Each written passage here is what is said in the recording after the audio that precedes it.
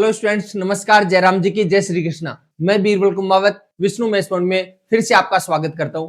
देखिए, सवाल आप निकालते रहिए। ऑप्शन से कैसे करना है, बाय प्रोसेस कैसे करना है, कंसेप्ट से कैसे करना है, अनुमान कैसे लगाना है, तो ये सारी चीजें आप करते रहिए। तो बार बार ये चीज करते रहेंगे तो आपको ये पता लगने लग जाएगा कौन से सवाल को किस अप्रोच से करना है। एक बात ध्यान रखिएगा, परमानेंटली एक तरीका कंपटीशन में अच्छा नहीं रहता। हाँ, स्कूल लेवल की बात करें, डिस्क्रिप्टिव एग्जाम होती है उसकी अगर बात करें तो उसमें क्या आपके पास टाइम खूब ज्यादा होता है। एक तरीका फिक्स कर लिया आपने, उसमें टाइम ज्यादा लगे कम लगे कोई दिक्कत वाली बात नहीं है, तो उसमें काम किया जा सकता है। लेकिन कॉम्पिटेटिव एग्जाम्स में आपको पर्टिकुलर जो सवाल है वो पर्टिकुलर तरीके से करना पड़ता है कि इस सवाल को इस तरीके से करेंगे तो ज्यादा इजी होगा, इस कंडीशन में इस तरीके से करेंगे तो ज्यादा इजी होगा। तो ये चीजें आपको करनी पड़ेगी, ध्यान रखना। समझ गए बात को? हाँ, तो ये बात थोड़ा सा आप ध्यान रखें कि किस एक तरीके को लेकर के ये नहीं बैठे कि परमानेंटली मेरे को यही तरीका लगाना है, इसके अलावा कोई तरीका नहीं लगाऊंगा, फंस जाओगे बेटा। तो इसलिए ध्यान रखना है, फंसना नहीं है। अपने को थोड़ा सा फ्लेक्सिबल रहता है। आज से 10 साल पहले अगर मान लीजिए कंपटीशन की बात करें, 15 साल के पहले के कंपटीशन की बात करें, तब आप एक तरीके को फिक्स कर सकते थे, कोई दिक्कत नहीं, क्योंकि स्पेस होता था, मेरिट कम जाती थी, इसलिए ज्यादा दिक्कत नहीं थी। लेकिन आज वो बातें नहीं है। इस वजह से अपने को क्या है कि एज सुन एज पॉसिबल पहुंचना होता है, सोल्व करना होता है और एक्यूरेसी भी लानी होती है। ठीक है, पहले कोई टॉपिक किसी बच्चे को नहीं भी आता तो वो टॉपिक को छोड़ देता, कोई दिक्कत नहीं यार, 2 सवाल आएंगे छोड़ देंगे, क्या फर्क पड़ने वाला है 2 सवालों से। ठीक है, 200 में से जनरल की जो प्री की जो मेरिट है वो 70 ही की तरह जाया करती थी उस समय। ठीक है, तो कोई भी आदमी लेकर के आ सकता है वो नंबर, बहुत ज्यादा प्रॉब्लम वाली बात नहीं। लेकिन अब तो 200 में से कोई 160 भी लेकर के आ रहा है तो भी वो श्योर नहीं है कि सिलेक्शन हो ही जाएगा। तो इस वजह से थोड़ा सा आप ध्यान रखिएगा। चीजें बहुत ज्यादा बदल गई है, इसलिए अपने को बहुत गहराई से चीजों को सीखना होता है और कंसेप्ट लेकर के चलना पड़ेगा। कंसेप्ट से भी as soon as possible answer तक कैसे पहुंचे, इस पर अपने को बात करनी पड़ेगी। चलो खैर, कोई बात नहीं है। अब सवाल पर बढ़ते हैं आगे। देखिए, आज का पहला सवाल सुंदर सुंदर शब्दों में क्या कह रहा है आपको। आज का जो पहला जो सवाल है वो क्या बोल रहा है, ऋचा के व्यय और बचत का अनुपात 2:1 है। उसकी आय और व्यय क्रमशः 20%, 15% बढ़ गए, तो उसकी बचत में कितने परसेंट की वृद्धि हुई। देखो ध्यान देना एक बार, व्यय, ध्यान दीजिए, व्यय एक्सपेंडिचर और सेविंग और इनकम, ये है 2:1, यानी 2 रुपए खर्च करता है, 1 रुपए बचा लेता है। इसका मतलब इनकम है 3 रुपए। वैसे आप यहां से परसेंटेज कर सकते हो, 107 रहेगा तो थोड़ा परसेंटेज निकालना थोड़ा ज्यादा इजी रहेगा, इसलिए मैं 300, 200 और 100 कर देता हूं। नहीं करना चाहो तो कोई बात नहीं है, करना चाहो तो आपकी मर्जी की बात है। तो देखो, ये कह रहा है उसकी इनकम 20% बढ़ेगी। 300 का जो 20% है वो होता है 60 रुपए इनकम बढ़ गई। इनकम कितनी बढ़ गई? 60 रुपए। तो ये कह रहा है कि जो एक्सपेंडिचर है वे है वो 15% बढ़ा दिया। तो एक्सपेंडिचर ये 15% बढ़ाया, तो भाई साहब 200 का 15% क्या हो जाएगा? 30 हो जाएगा। आराम से निकाल लीजिए, कितना हो जाएगा? 30 आ जाएगा। तो 60 रुपए पेमेंट बढ़ा उसका, उसमें से 30 रुपए तो उसने खर्चा बढ़ा दिया। इसका 30 रुपए खर्चा बढ़ाया, इसका मतलब है बचत भी कितनी बढ़ा देगा? 30 रुपए बढ़ा देगा। और पहले बचत कितनी हुआ करती थी? 100 रुपए, अब 30 रुपए बढ़ गई बचत। 100 पर 30 बढ़ेगी, इसका 30% बढ़ गया। सिंपल सा सवाल है। देखो, ये पेन नहीं चलाना होता है, समझाने के लिए मैंने बता दिया आपको, बाकी डायरेक्ट देखते टिक मार दीजिए, कोई दिक्कत नहीं, सवाल आपका हो जाएगा। हो गया काम? बताओ, कोई परेशानी वाली बात है तो चलो आगे बढ़ते हैं अगले सवाल की तरफ। अगले सवाल में क्या बोला गया है, देखो देखो, कॉफी और चाय के मूल्य में 3:4 का अनुपात। कॉफी और चाय का जो मूल्य है वो किस अनुपात में? 3:4 में। और एक परिवार द्वारा उपभोग की जाने वाली उनकी मात्रा का जो अनुपात है 4:7 है। कॉफी और चाय का पर होने वाला जो व्यय है उसका अनुपात क्या है? देखो, मूल्य, कीमत, कॉफी 3 रुपए की 1 किलो आती है मान लो, तो चाय 4 रुपए की 1 किलो आएगी। ठीक है, तो ध्यान रखिए, कॉफी और चाय, ध्यान दीजिएगा, कॉफी 1 किलो मान लो 3 रुपए की आती है, चाय 1 किलो 4 रुपए की आती है। अच्छा, क्वांटिटी कितनी है? जैसे कॉफी 4 किलो लेता है तो देखो 3 रुपए की 1 किलो आती है, तो 4 किलो कॉफी कितने की आएगी? 12 रुपए की आएगी। फिर 1 किलो चाय 4 रुपए की आ रही, तो 7 किलो कितनी आएगी? 7 से गुणा कर देंगे। ये लो जी, क्वांटिटी का हो गया काम, ठीक है। तो टोटल खर्चा कितना हो जाएगा? देखो 4 से 4 कट जाएगा, तो ये आ जाएगा 3:7। तो कॉफी और चाय का जो खर्चा है, एक्सपेंडिचर है, उसका जो रेशियो है वो आ जाएगा 3:7, यानी ये कर लेंगे कैलकुलेशन। बताओ किसी प्रकार की कोई प्रॉब्लम वाली बात है तो हो जाएगा काम। अच्छा, चलो आगे बढ़ते हैं अगले सवाल की तरफ। अगले सवाल में क्या है देखो, देखें अगले सवाल में क्या बोला गया है इसने, 7,786 रुपए की धनराशि को ए, बी और सी के बीच इस प्रकार बांटा जाता है कि ए की धनराशि बी की धनराशि का अनुपात 3:4। देखो ध्यान दीजिए, ए, बी और सी, ए और बी का जो अनुपात है वो कितना है? 3:4 है, ठीक है। अच्छा, फिर क्या बोलना चाह रहा है, देखो ध्यान से सुनिए, बी और सी का अनुपात 12:13।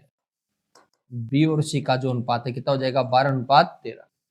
अब क्या कहना चाह रहा है, बी को कितना मिलेगा? भाई साहब देखो, ये 12 है, ये 4 है, दोनों में सेम ही कंडीशन में है, तो इसका सेम बनाने के लिए, 12 बनाने के लिए 3 से मल्टीपल करेंगे, ये भी 3 से मल्टीपल, तो आ जाएगा 9 रुपए इसको मिलेंगे, तो इसको 12 मिलेंगे, इसको 12 मिलेंगे तो इसको 13 मिलेंगे। समझ गए बात को? तो 9:12:13, ठीक है। अच्छा, अब एक बात ध्यान से सुनिए, प्यार से सुनिए, कितने रुपए हैं? 7,786 रुपए की राशि है, उसमें से कितने रुपए मिल रहे हैं? 12 रुपए में, ये सॉरी 7,786 में से बी को कितना मिलेगा? तो देखो 13 और 12 25 और 9 34, 34 में से ये 12 मिल रहा है, 34 में कितना मिल रहा है? 12। तो इसका मतलब 12 की वैल्यू ज्ञात करनी। देखो 12 की वैल्यू ज्ञात करने से पहले एक बात ध्यान से सुनिए, 12 है वो 3 से भी कटता है, 4 से भी कटता है, लेकिन 4 नॉर्मल संख्या हर जगह मिल जाएगी, कट फट जाती है कई बार, लेकिन 3 हर जगह नहीं मिलता, 3 हर संख्या के साथ एडजस्ट नहीं करता। तो पहले देखो 3 का भाग जाने वाले कितने ऑप्शन है, एक बार चेक करो। 3 का भाग जाने वाला 7 और 1 8, 3 11 और 8 19, इसमें 3 का भाग नहीं जाता, इसका ये आंसर नहीं हो सकता। 2 और 9 11, 7 18, 7 25, ये नहीं हो सकता। 2 और 7 9 4 13 और 8 21, 3 का भाग जाता है, तो संभावना है, लेकिन गारंटी क्यों नहीं ले रहे? गारंटी इस वजह से नहीं ले रहे, क्या पता इसमें चला जाए। 5 3 8 8 16, ये नहीं हो सकता। तो 3 ऑप्शन नहीं है, एक ही बचा, तो डायरेक्ट देखते हैं, आप टिक मार सकते हो, कोई दिक्कत नहीं। समझ में आ गई बात? बताओ किसी प्रकार की कोई प्रॉब्लम चल रही है तो। अब थोड़ा सा और आगे चलते हैं, ध्यान से सुनिएगा, थोड़ा सा और अगर आगे बढ़ते हैं तो 9 12 और 13 का अनुपात, क्या अनुपात है? 9:12:13 का जो अनुपात है, अगर आपको चाहिए कि भाई साहब देखो मेरे को ऑप्शन से नहीं करना, मेरे को बाई प्रोसेस करना है, तो आप प्यार से देखो 13 12 25 और 9 जाएगा 34। 34 है कुल धन, और रियल में कुल धन है 7,786 रुपए।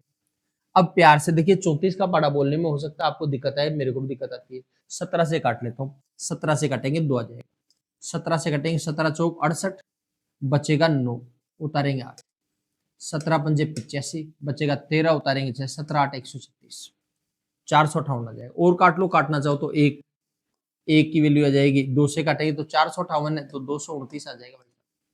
कितना आ जाएगा? 229। अच्छा, वैल्यू किसकी ज्ञात करनी है? 12 की। अच्छा, 12 की तो ज्ञात करनी थी, मैं सोच रहा था 100 की ज्ञात करनी है, मेरे माइंड में 100 चल रहा था। तो आप यहीं से 6 गुणा कर लो, इसको 6 गुणा कर लेते हैं। समझ गए क्या बात को? हाँ, यहीं से कर लेते हैं, क्यों नाटकबाजी करें।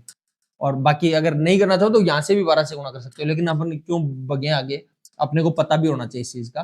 तो देखो ध्यान से सुनिए, ये 2 है, कितना है? 2, और 2 है तो इसका बनाना है 12। 2 का 12 कैसे बनाए? 6 से गुणा करें, इसको 6 से गुणा करें, तो भाई साहब आप इसको भी क्या कर दो, 6 से गुणा करो, ये आपका आंसर आ जाएगा।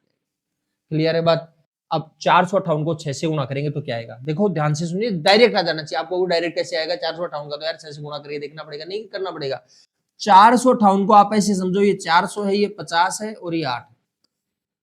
देखो इसको 6 से गुणा किया 2400, इसको 6 से गुणा किया 300, 2400 और 300 2700, इसको 6 से गुणा किया 48, ठीक है। तो कितना हो जाएगा? 2748 आ जाएगा, ये ऑप्शन।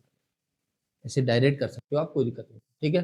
थोड़ा प्यार से स्माइल करते हुए सवाल को कर लेना है, ठीक है। हाँ, हड़बड़ाना नहीं है बेटा। चलो आगे बढ़ते हैं, देखिए और ध्यान से समझिए चीजों को, और बेटर देखते हैं। ये आ जाएगा 3 + 2√2 का स्क्वायर और 3 - 2√2 का स्क्वायर, इसका मध्य अनुपाती क्या है? ध्यान से सुनिए, मध्यानुपाती।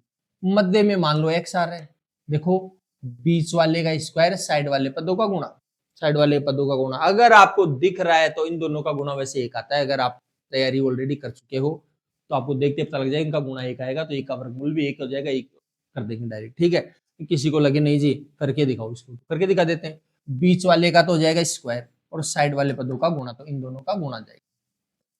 तो 3 + 2√2 का भी स्क्वायर है और 3 - 2√2 का भी स्क्वायर है। तो भाई साहब इसका होल स्क्वायर लगा दें, कोई दिक्कत थोड़ी है।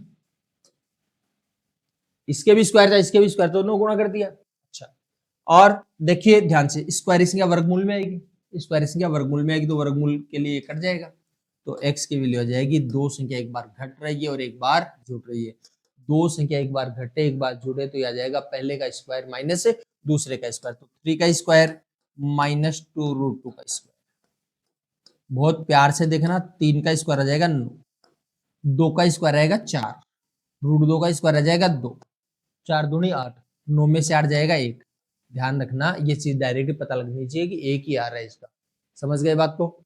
चलो काम हो गया आपका, आराम से प्यार से हमने छोटा सा सवाल था, छोटा सा इसका जवाब दे दिया। समझ में आई बात? कोई कंफ्यूजन है किसी प्रकार का? अच्छा, अब थोड़ा सा और आगे बढ़ते हैं। देखिए और क्या क्या कर सकते हैं, ध्यान से समझना।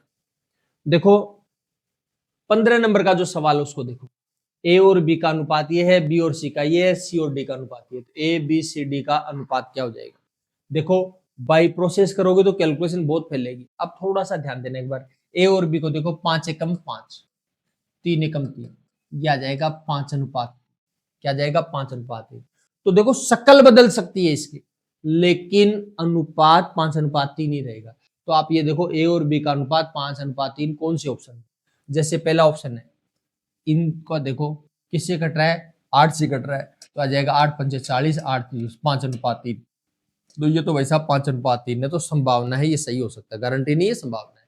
आप इसको चेक करें, ये तो कटता ही नहीं है, इसका मतलब 48 अनुपात 23 है, ये 5 अनुपात 3 हो ही नहीं सकता, नहीं हो सकता, इसका मतलब गलत है, सिंपल सी बात।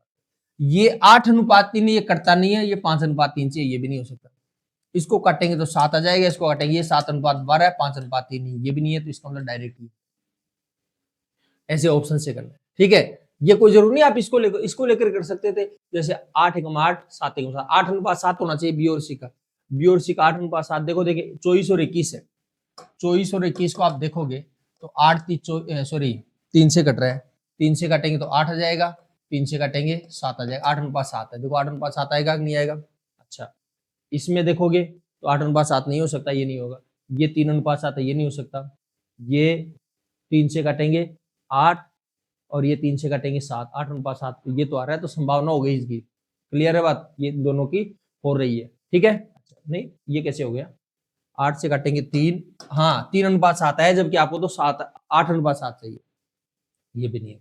ठीक है, तो अपने आप ही खत्म हो जाएंगे, कहने का मतलब सिंपल सी बात है, या सी और डी को चेक कर लो, तो ऑप्शन से करना ज्यादा बेटर है। ठीक है, और कोई कहे जी देखो ऑप्शन से नहीं हमें बाई प्रोसेस बताओ, तो बाई प्रोसेस कर लो, कोई दिक्कत नहीं है। देखो ध्यान से देखना एक बार, A/B/C/D, देखो 5 एकम 5, 3 एकम 3, तो आ जाएगा 5 अनुपात 3। बी और सी का देखो 8 एकम 8, 7 एकम 7, तो 8 अनुपात 7 आ जाएगा। पहले मैं इतना ही करवा देता हूं एक बार, 8 पंजे 40, 8 × 24, 3 × 7 21। फिर अगले में क्या रहे, 21 अनुपात 10, तो यह आ जाएगा 21 अनुपात 10। ये तो सेम ही है, इसलिए ज्यादा दिमाग लगाने की जरूरत नहीं है, तो आ जाएगा 40:24:10। ये लो भाई साहब आपका अनुपात आ गया। आप चाहो डायरेक्ट करना तो डायरेक्ट कर लीजिए, कोई दिक्कत नहीं, आपको जैसा बेटर लगे, कंफर्टेबल लगे, इजी लगे, सरल लगे, वैसे आप कर सकते हैं। समझ गए बात को? अब आप देख लीजिए कौन सा ऑप्शन आ रहा है। ठीक है, तो बाई प्रोसेस कर सकते हो, ऑप्शन से कर सकते हो, कोई दिक्कत नहीं है। बात समझ में आ गई? तो सवालों को आप करते रहिए और आगे बढ़ते रहेंगे। तो इस स्माइल करते हुए सवाल निकाल लिए आराम से, प्यार से। ठीक है, हाँ, और बाकी चर्चा हम कल करेंगे। तब तक आप हंसते रहिए, मुस्कुराते रहिए, सवाल निकालते रहिए।